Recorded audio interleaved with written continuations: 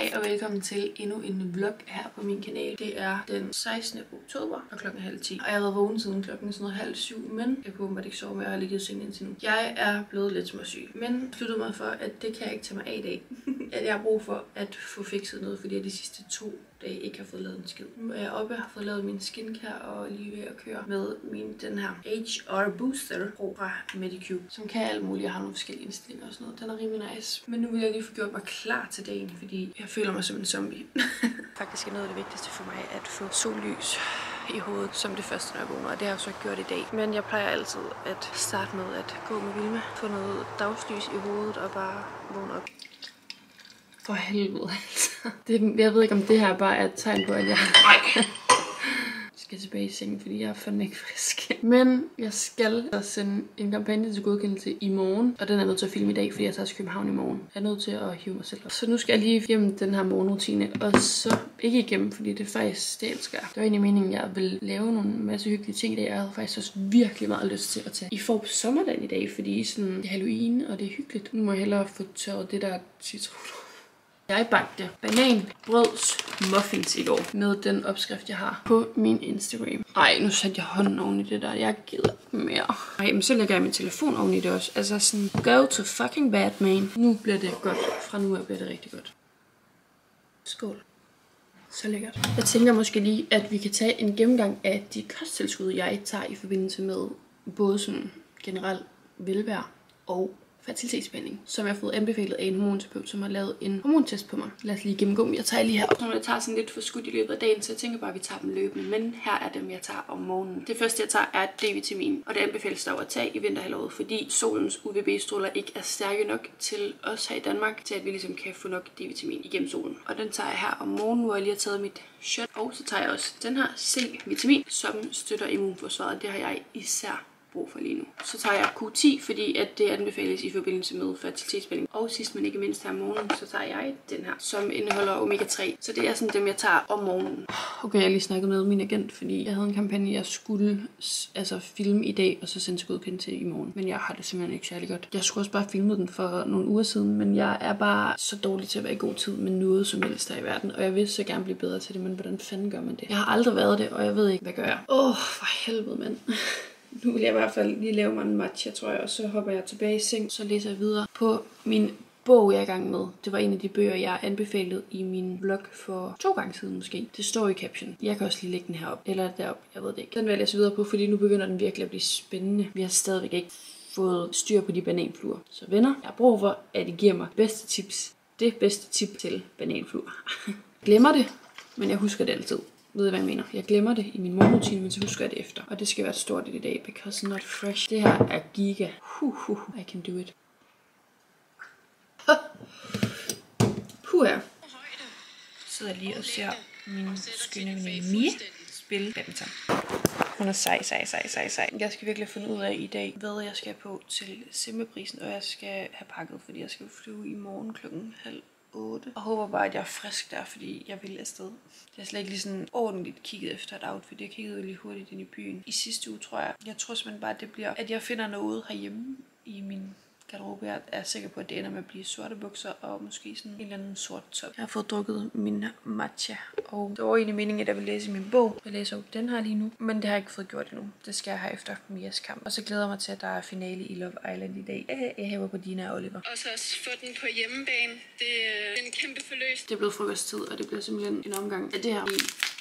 Jeg fryser, og jeg har ondt i min krop, og jeg har brug for noget godt. Så det bliver bare den helt gode morsuppe med tomat. Og så putter jeg altid ekstra pasta i, fordi det synes jeg er lækkert. Jeg kan ikke finde ud af, om jeg bare skal lave det hele, fordi så har jeg også til aftensmad. Fordi Anton har altid sen dag om torsdagen. Så er det jo dejligt. Det her er seriøst min hadepart. Hvordan man skal få den her suppe ud af den her. Det er noget med, at man bare kan knække den. Men det er stadig ikke rart. Mens jeg venter, så spiser jeg sgu lige sådan en her. Mens at jeg ser Natasja. Hun har lagt en blog op, som jeg vil se nu. Papir på. Ellers tusind tak. Jeg plejer jo at varme det og putte et stykke smør på, men jeg føler nej. Den har sgu været den Seb og jeg, vi talte om i sidste vlog, hvor at, vi talte om, at den var lidt grim. Men som I kan se, den er gået i stykker der og nede i. Det er bare sådan en perfekt størrelse, og jeg føler, at det er en rigtig god størrelse til suppe. Så har jeg lavet en kæmpe. Det er ikke godt, det der. Jeg kan kun gå galt. Alt går galt i dag. Portionssuppe. Og jeg er måske lidt skør på det punkt, men jeg vil gerne have, at den lige køler af. Altså ikke bliver kold. Jeg kan ikke lige så varme med. Det er ikke for mig, når det er så varmt. Jeg kommer til at gå i gang med, Stalking Samantha. Virkelig uhyggeligt. Altså, jeg kan ikke forstå, at nogle mennesker er sådan der, og hvad fanden er det, der går galt i hjernen på de mennesker? Altså, sådan, hvad er det, der er?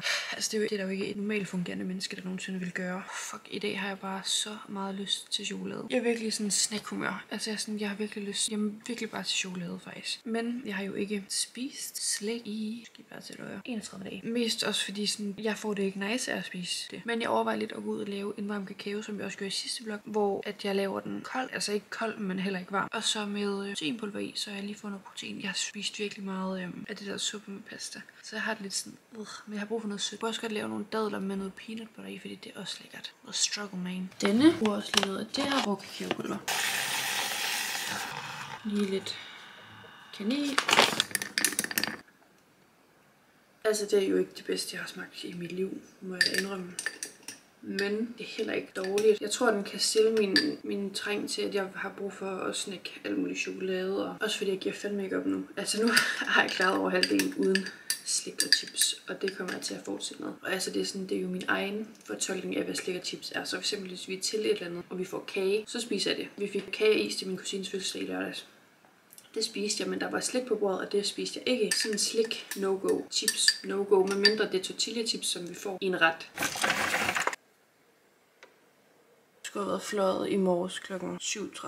Jeg er meget glad for, at jeg simpelthen har lavet om plan, og jeg tager ikke afsted i dag. Jeg har ændret sådan, at jeg tager toget i morgen i stedet for, som er dagen for at se med prisen. Og det er bare et rigtig god idé, fordi jeg er sgu ikke frisk. Altså jeg er jo heller ikke sådan mega dårlig, men jeg er godt nok heller ikke frisk. Nu skal jeg ud med Vilma.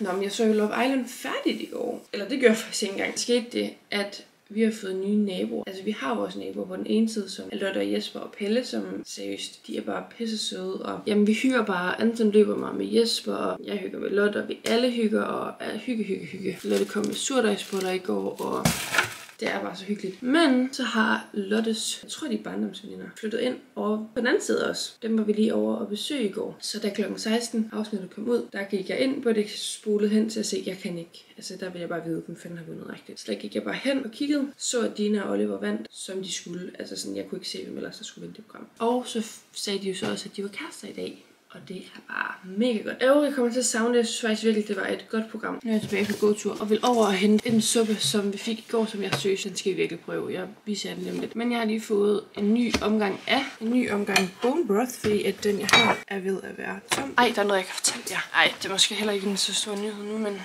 jeg har lånt en cykel. Min mors cykel har jeg fået lov at låne. Og måske købe. Nu låner jeg den lige og ser, om det er noget for mig. For min mor, hun er lige lidt mindre end mig, og jeg er en høj pige. Så nu må vi se.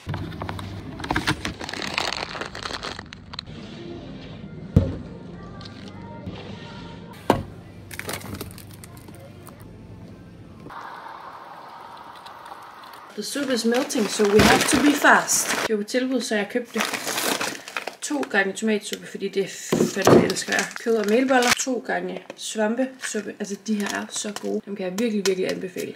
Så god, og så lige med nogle melboller i, og lækkert. Ananas, fordi jeg vil gerne have ekstra pasta i min tomatsuppe.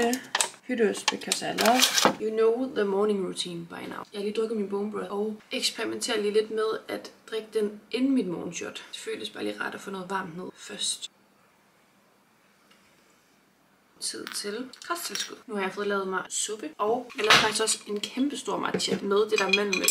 Med den her, men jeg synes faktisk måske den anden var lidt bedre. Jeg synes, at den anden var bedre, fordi den anden havde mere den der sådan marcipanagtige smag. Jeg ved ikke, om Alpro måske er ristet, og de her måske ikke er. Og så giver de her mere sådan almindelig mandeldrik-vibe, og det ved I måske godt efterhånden, at jeg ikke så godt kan. Der skal selvfølgelig ikke gå noget matcha til spilde, og jeg drikker den alligevel. Den smager også godt, det er ikke det. Men jeg har også lavet en kæmpe portion tomatsuppe. Så nu vil jeg faktisk bare sætte mig ind i sengen. Så tror jeg vil se videre på den der Stalking Samantha. Og imens jeg lige har gået og gjort alt det her, har jeg lyttet til Fries Before Guys. Det kan jeg sgu godt lide at lytte til, de er søde og sjove. I'm having a hard time. Jeg sagde jo forleden, at jeg ikke har spist slik og chips 33 dage. De her dage har jeg seriøst bare lyst til chokolade. Altså jeg har stadig lyst til chokolade. Og også sådan surt slik. Det har faktisk været meget nemt de sidste mange dage. Måske det er fordi jeg bare har ligget jo. Lige ikke ting mere. Altså halsbrand af det der tomatsuppe. Ikke rart. This is my favorite. Tuborg squash med fersken og litchi. Jeg er et sørgeligt menneske i dag. Det må jeg bare sige, det klæder mig ikke. De her. Er I klar? 3, 2, 1. Yes! Come on, man. Det har jeg set så mange af. Jeg ligner en, der har fået en rigtig god lur. Men der er ikke. Og nu er klokken... Det her, jeg har seriøst bare ligget og stenet på min telefon. Jeg har fået læst sådan noget 4 sider. Og den er mega spændende, men jeg kan seriøst ikke samle mig om at læse den, fordi jeg bare ved, jeg synes ikke, jeg har fået det bedre. Jeg synes nærmest, det går den gale vej, og det er irriterende. Jeg har fundet en på YouTube, som jeg synes er så sød. Jeg laver nogle virkelig hyggelige vlogs, så nu laver jeg lige et lille shoutout til hende. Hun hedder Rosita Elbæk. Og hun har lige lagt en ny video ud. Ja, super. Hun virker virkelig nice og sød. Jeg er spændt på, om det her overhovedet bliver til en hyggelig vlog. I må lige sige, om I synes, at det er hyggeligt, når det bare er sådan meget, meget stille og roligt uden planer, eller om der sådan helst lige skal ske lidt. Det er sgu hyggeligt nok for mig, at jeg lige føler, at jeg har jer med på min sygedag. Anton lige bestilt pizza. Jeg bestilte den samme pizza, som jeg fik sidste fredag. Sidste fredag tog jeg et stykke pizza, og så en pommes frites oven på pizzaen. Hvorfor er der ikke nogen, der har fortalt mig, at det smager mega godt? Jeg glæder mig faktisk lidt til togturen i morgen, for der skal jeg bare sidde. Her bestilt DSB1, og jeg elsker DSB1. Det er bare en helt anden oplevelse, og billetterne er pissedyre for tiden. Jeg tror, jeg skulle give sådan noget 550 for almindelige billetter, og så 720 plus så også sæde oveni. Og der må jeg bare sige sådan, det giver jo kun mening at gøre det på en eller anden måde. Ej, men det sidder bare virkelig godt i DSB1, og der er sådan god plads, der er snacks, som jeg jo egentlig ikke skal spise. Jeg har fundet ud af, at man kan lægge sæderne tilbage, og har god plads. Og man ved, at der ikke er alarm fra alle verdens mennesker. Man ved bare, det er rart. Det er rart. Ja, nu har jeg talt i 5 minutter. Nu er det på tide, at jeg lige holder min mund bare lige. Faktisk så var jeg lidt spændt på det her vlog noget, fordi mig, der siger, at jeg ikke skal tale, og mig, der taler videre. Jeg var lidt spændt på det her vlogge noget, fordi jeg er egentlig sådan, med de rette mennesker, der taler jeg en masse, eller sådan, I ved, der taler jeg bare. Men jeg kan også godt være et meget sådan stille menneske egentlig, der tænker meget. Jeg tænker meget, det er herinde. Det er bare lige med at få det ud. Og så nogle gange, når jeg sidder og redigerer, så kan jeg få det sådan, hold nu kæft. Altså, jeg er dog ikke sød snart at lukke røven. Eller sådan. Men jeg synes alligevel også, at det er ret hyggeligt. Nu har vi fået mad. Det gør vi glade.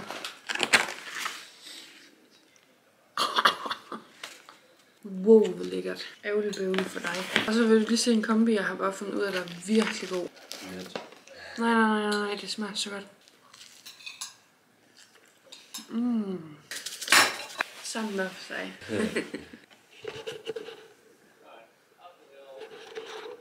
Boring.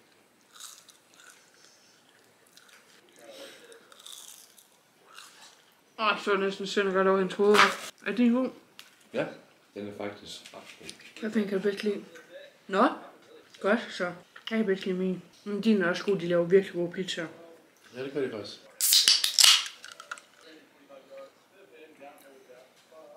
Den smager topform. Jo, den gør.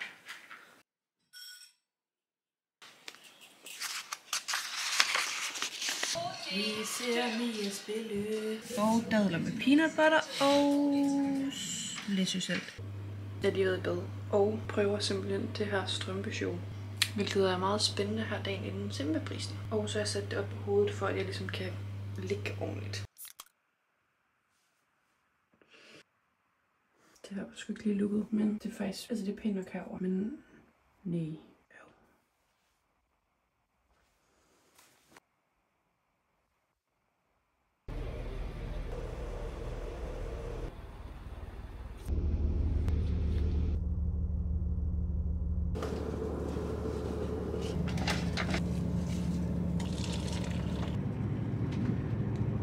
Rejser på en ung billet, skal I kunne vise, at I... Jeg er den eneste i den her måned, og det håber jeg simpelthen, det bliver ved med at være, fordi det er så dejligt. Jeg håber virkelig, at der kommer en smuk solopgang på sig her. Der er helt mørkt udenfor.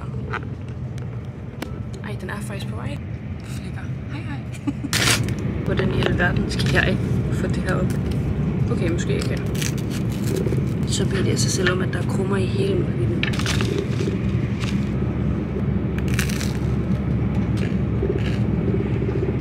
let's afslutte the vlog. alle sammen. Take one. Tak fordi I har set med i den her vlog. Jeg glæder mig til at se den, og jeg glæder mig til at hygge med den derhjemme i min seng under dynen. Jeg er også i sengen i hele vloggen næsten. Jamen, det skal man være tit. Det er fint nok. Hvis I er nødt hertil, så gå ned og skriv sengen. I hvert fald så var det jo en lidt sådan hjemmevlog, men det er jo hyggeligt nok. Jeg har i hvert fald plapret løs om diverse. Det skal man. Jamen Nat siger, at jeg skal vlogge her til Decemberprisen, men det har jeg besluttet, at det skal jeg ikke. Men det gør Nat. Juhu! Kan man bare gå ind og se, hvis man lyster til det. Der er link nedenunder. Ej, det er der nok ikke. Nå, Ellers så bare til dine profiler, så kan den gå ind. Hvornår kommer den? Den kommer først ud torsdag. Min kommer ud i morgen. Så men det er der ikke. Nej, men så alle følger dig. Og det var alle. Ja, Hele DK's befolkning. Så, men ja, nu hopper jeg af. Jeg lægger på. Hej. Hej. Jeg er i gang med at redigere video lige nu, som du sidder og ser lige nu. Og jeg må bare sige, hold da kæft, min hjerne den er der i øst og vest. Det var da helt vildt. Men jeg håber alligevel, at I sådan kan finde hoved og hale i det, fordi jeg springer da godt nok rundt i diverse. Yeah, sådan er det bare. In my brain, åbenbart. Tusind tak, fordi I har set med i den her video. Jeg synes fandme, det er hyggeligt. Det må jeg sige. Det håber jeg også, at I synes. Og I må jo virkelig gerne lige give den et like. Gå ned og skrive det, som Nat sagde. Det kan jeg ikke engang huske lige nu. Jeg drømmer jo lidt om, at jeg bliver ved med at poste 2 gange om ugen. Fordi hyggeligt for mig. Håber også hyggeligt for jer. Jeg lægger et link til de kosttilskud, jeg tager nede i beskrivelsen, hvor jeg også har tilføjet dem, som jeg ikke får nævnt i videoen, fordi jeg åbenbart glemmer at få det med resten af dagen. Tusind tak, fordi du har set med. Vi ses i næste video.